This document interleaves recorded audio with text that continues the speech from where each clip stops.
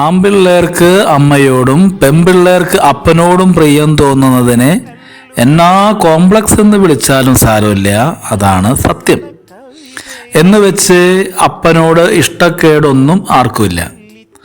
Pocket നിറയെ പണമുണ്ടായിട്ടും auto പിടിച്ച് പോകാമായിരുന്നിട്ടും ചുമ്മാട് തലയിലും ഇരു കൈകളിലും വഹിച്ച് ക്ഷീണിച്ചു വരുന്നയാളെ പിശുക്കനെന്നിനി വിളിക്കരുത്. 10 രൂപയുടെ ചായ വാങ്ങിക്കുടിക്കാൻ സർവ്വ സ്വാതന്ത്ര്യമുണ്ടായിരുന്നിട്ടും അത് വേണ്ടെന്ന് വെച്ച് വെള്ളം മോന്തിക്കുടിക്കുന്നവനും പിശുക്കനല്ല.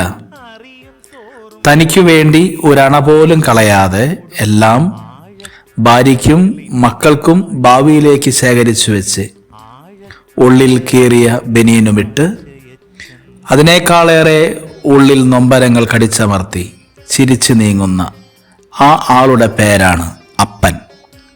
അപ്പം തരുന്നവനാണ് അപ്പൻ.